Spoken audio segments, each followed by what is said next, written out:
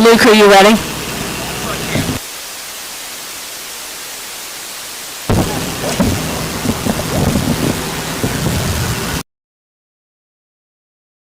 Good morning. Thank you so much for being here. The only Citizens Vote bus tour stop in Raleigh, North Carolina. We're outside your state assembly building next door to your state capitol. And I'm so glad that you are here with us. We began almost 2 weeks ago in California. We've come all the way across the country on the southern half of the country, ending here in North Carolina today. The bus is going to be repositioning this weekend to Wisconsin, and thankfully I get to fly to Wisconsin, and then we begin again, and we go from Wisconsin to Washington, D.C. We'll be ending in D.C. on September 10th with a rally, and then we're going to be delivering petitions to Capitol Hill. The petitions are about passing the SAVE Act, and that is really the goal of this tour. We want to ensure that only citizens are voting in American elections. And the SAVE Act will help us do that because it will require proof of citizenship to register to vote. The bill has already passed the House of Representatives 2 times, once in the last Congress and once in this Congress. In the last Congress, Senator Schumer did not bring it up in the Senate, I think for very partisan reasons. And so far in this Congress, it still has not been brought up in the Senate. Now, I think that the reason it has not been brought up in the Senate, though I have not talked to Senator Thune about this, I would imagine the reason he hasn't brought it up yet is because he's concerned he does not have enough votes to get past the filibuster. So what we are trying to do is help encourage senators to pass this bill. And to make sure they understand, 87% of Americans agree only American citizens should be voting in American elections for president, Senate, and Congress.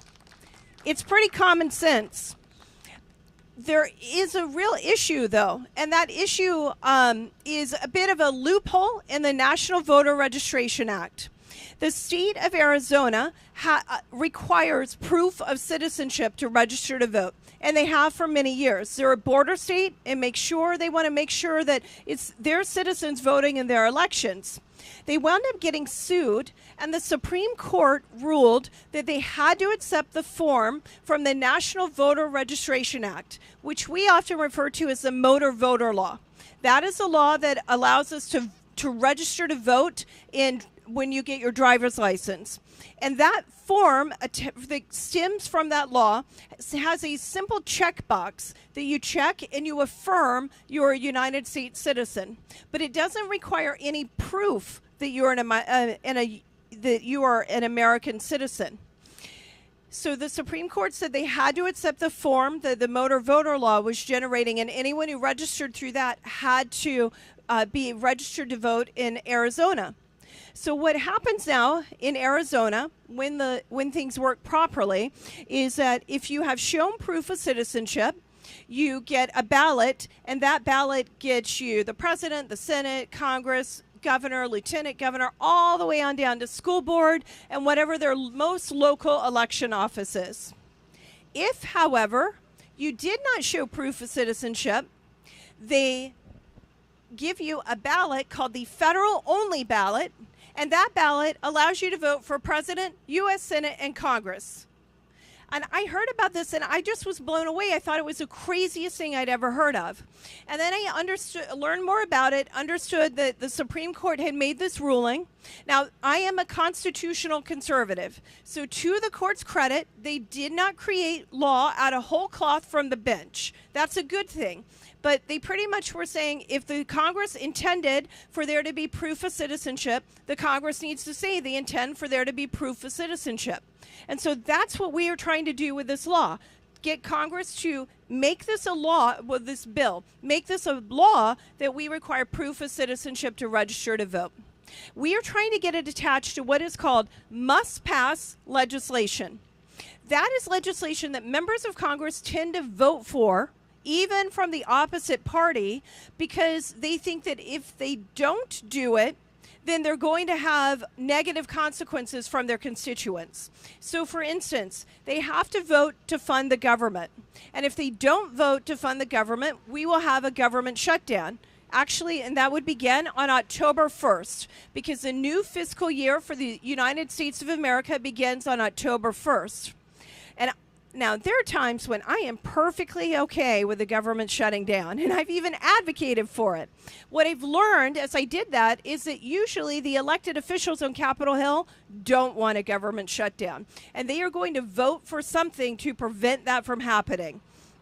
So if they're going to vote for something to prevent that from happening anyway, I think why shouldn't we, the American people, when 87% of us agree on an issue, work to get done what we think needs to be done? So we want them to attach this to either an appropriations bill or a continuing resolution so that we can have it to President Trump's desk this fall, hopefully in September. And that's what we're working on. It's pretty simple. It's common sense, yet we still have to raise awareness and be active to make sure we can accomplish a goal. And that's what we're doing with this tour. So right now, what's going to happen is I'm going to introduce some guest speakers to you. They're going to talk. And then at the very end, we will go through some calls to action for you to take. And right now, the first speaker is Congressman Mark Harris from right here in North Carolina. Thank you, Jenny Beth. Jenny Beth, thank you so much for not only standing in the gap and continuing to provide leadership as you have across America, but by bringing this bus to North Carolina and reminding all of us as citizens here in North Carolina how critical this moment is and how critical it is that we stand up and make a difference. You know, President Trump and House Republicans have already taken steps in saving American elections. And that's critical. The SAVE Act, as Jenny Beth has laid out so clearly, will ensure that only American citizens are voting. Listen, you know as well as I do, in America, you can't drive a car. You can't board a plane. You can't buy fireworks without an ID proving who you say you are. So please tell me why folks should be allowed to decide the future of America without proving that they are citizens of this great country. That's what we're dealing with here. Listen, the reality is what it is. There are over 23 million potential non-citizen voters in America that the radical progressive Democrats have let into our country. Just last year, don't miss the facts, red states like Virginia and Texas removed tens of thousands of non-citizens from their voter rolls. Imagine how many illegal aliens were counted in sanctuary states and what an impact that would have. Do you know right here in North Carolina, aliens from Mexico, the Dominican Republic, El Salvador, Haiti, the Philippines, Panama, South Korea, Poland, Guatemala, Nigeria, and Canada have been convicted for illegally voting in this state. You're not hearing that on the front end of the news cycle. You're not hearing the reality of what is happening. And as Jenny Beth pointed out, this is not a 50-50 issue. 87% of Americans agree that citizens only should be voting in United States elections. You agree with that.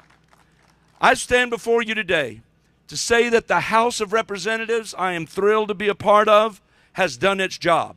Now the Senate must immediately pass the SAVE Act. Whatever creative measures we use in attaching it or however we do it in the next 30 days as we head toward October 1st, it's going to be critical that we go to work and that we get the job done. The difference is clear. You either want illegal aliens voting or you don't. And you and I are standing here today to send a message that we want citizens only voting in our elections. God bless you, God bless North Carolina, and God bless the United States of America. Thank you, Congressman Harris. And now we're going to hear from Jim Womack, who is the president and founder of the North Carolina Election Integrity Team. Come on up, Jim.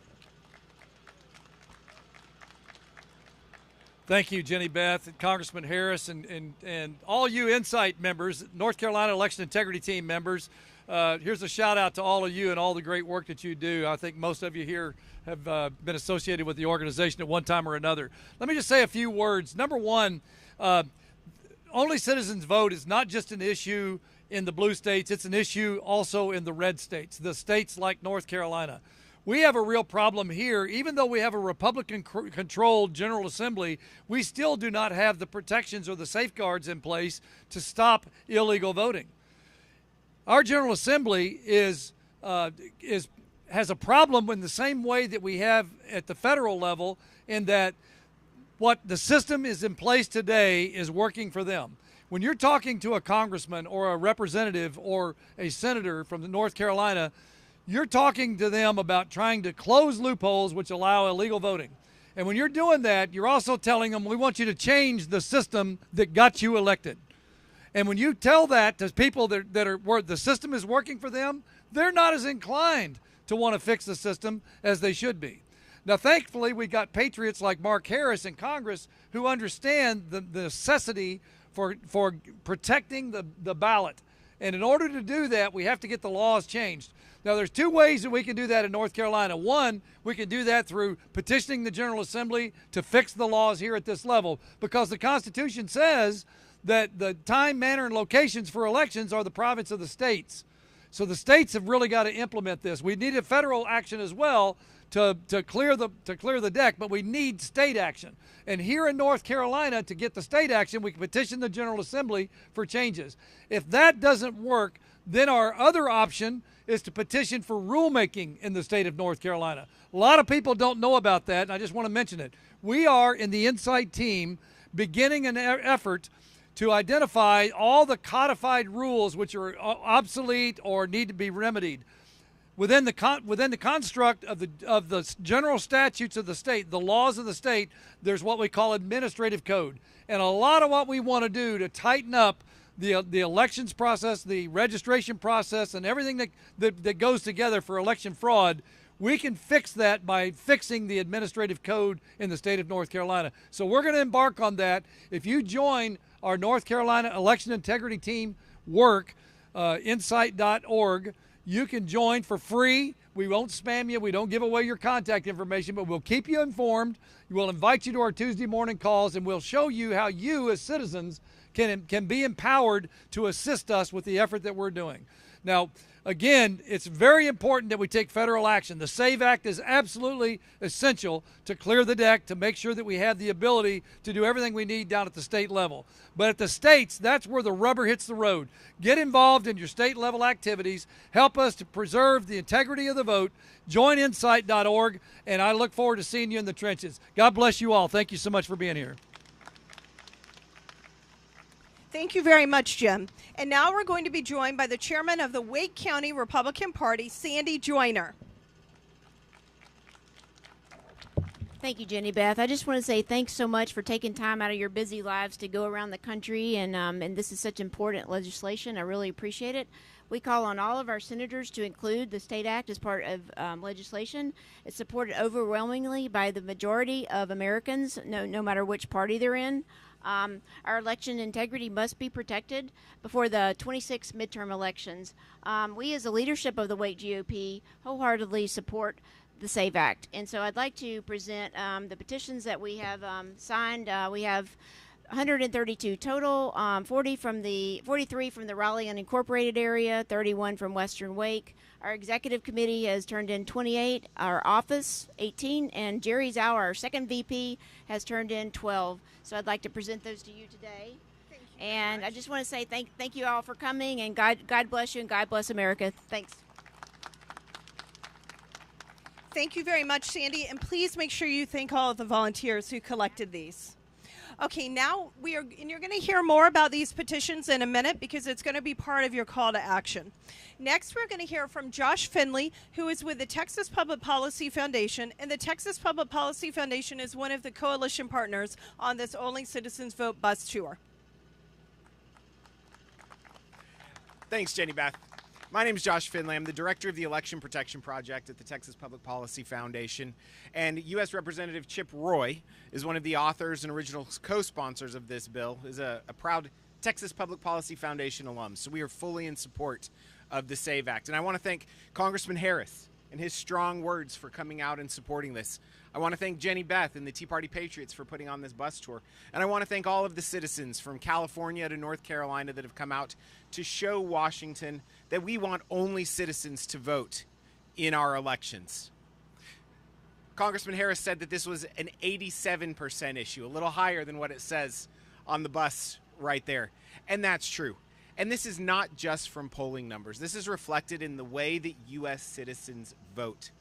The media doesn't talk about this, but last fall there were 8 different states that passed citizen initiatives where citizens are voting on policy directly on the ballot, where they told the state either we want only citizens to vote, or, as Congressman Harris said, an issue that's very closely related, we need strong voter ID laws in our state. So we know that the people who are voting are citizens. And I know y'all in North Carolina know something about controversial Supreme Court races, right? That revolve around election integrity. Well, I want to tell you a story about Wisconsin. Y'all may have heard that earlier this year, there was a big Supreme Court race in Wisconsin that revolved around election integrity. A leftist was elected to the Supreme Court in that state in a statewide race.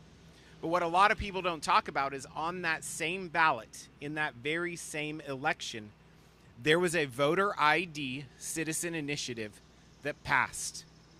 So what does that tell us? That election integrity could be politicized, that the parties take advantage of this and pit people against each other, even on an 80% issue. But when American citizens have a chance to voice their support on an issue, and specifically on only citizens voting and voter ID laws, it passes every single time.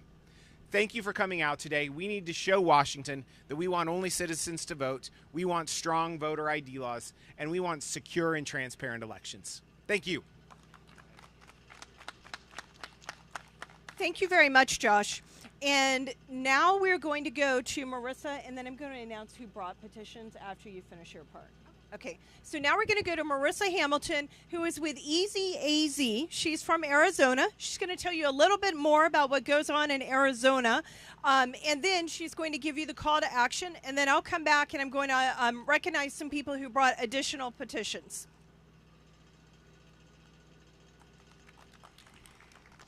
Thank you, everyone, so much. My name is Marissa Hamilton, and I am here from the great state of Arizona, where we have documentary proof of citizenship as our state law.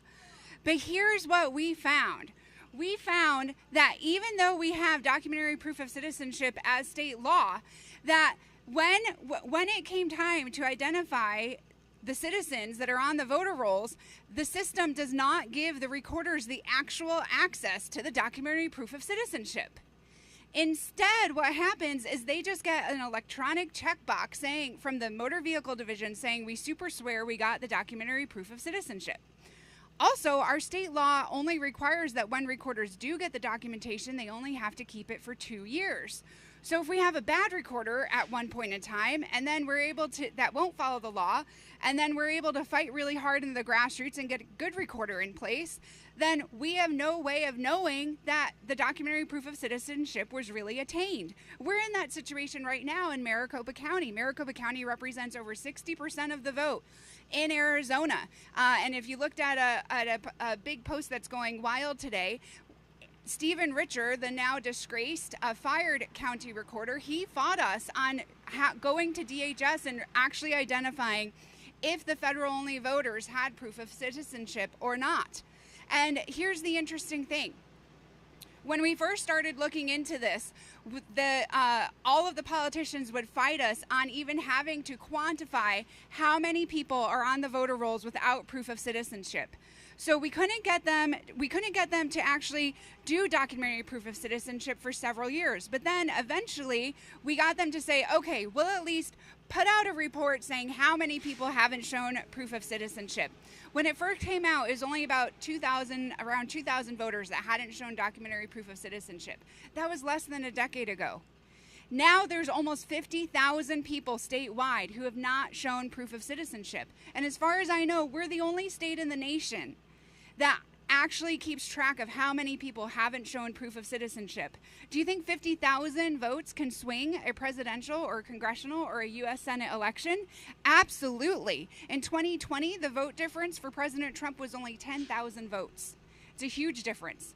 Well, now that we have a good recorder in place, I had concerns because last year in the general election, it was reported by the now disgraced recorder that there was a glitch in the system, that the MVD flag, the motor vehicle division flag, wasn't always identifying that someone hadn't shown proof of citizenship. We found that there was over 200,000 voters on the voter rolls that had been getting the full ballot for over 2 decades that hadn't shown proof of citizenship. Absolutely bonkers. And so our radical leftist governor said that she was on it and that she fixed the system. Well, in the primary last year, there was a voter that we had gotten in touch with that our volunteers did, and he told us, hey, I am not a U.S. citizen. I am a citizen of France. I did not register to vote. Your MVD system registered me to vote without my consent, and I have not been able to get them to remove me. Well, Public Records requested his voter record, and not only did what he tell me was true, but there was a jury duty form saying in there that he is a citizen of France, and they still wouldn't remove him off the voter rolls. Well, when the new recorder took office, I asked them to look into it. The MVD system has flagged that he has shown proof of citizenship. Now, how is that possible? And so this is why we need the SAVE Act passed nationwide. Because even if Arizona, with some of the strongest documentary proof of citizenship laws, if there are going to be shenanigans in that state, in a Republican state, and they won't get it right, then we need the federal government to step in and say that it's not good enough to check a box, super swearing that you're a citizen. We must have documentary proof of citizenship. And also, by the way, since DHS has put out their SAVE system, the Maricopa County Recorder's Office have found another couple of voters that do not have that are not citizens on our voter rolls. So let's get into the calls of action.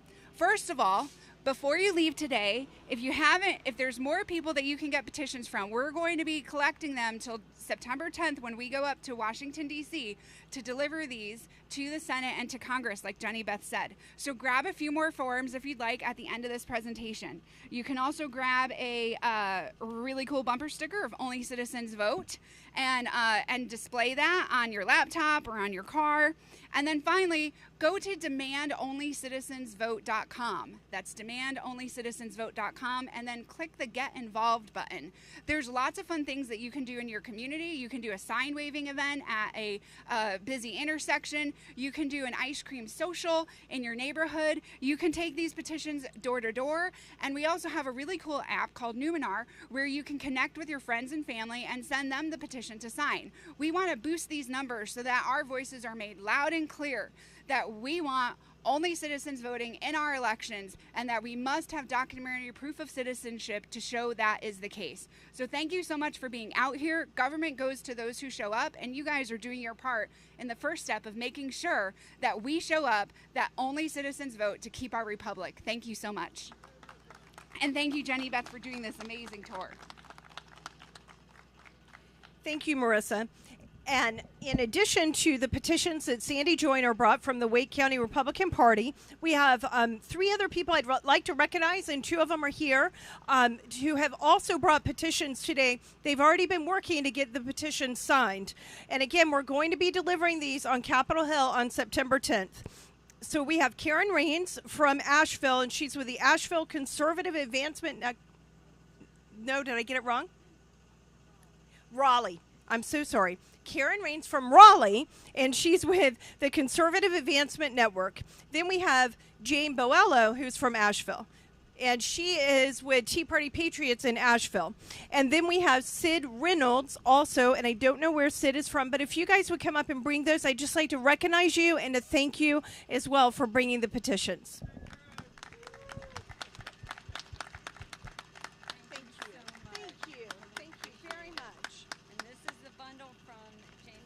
Okay, this is from Jane Boello in Asheville, and it's really heavy. She has she has 300 petitions that she's done. That's amazing. Thank you. These are ones that I and others in my organization have gathered. They total almost 40. Okay, and these are ones that Sandy did, and she has about 40 here. Karen, I'm sorry. Gosh, I'm messing up the names. Karen did with the Conservative Advancement Network, and she has 40 here. So thank you very much, Karen. Thank you.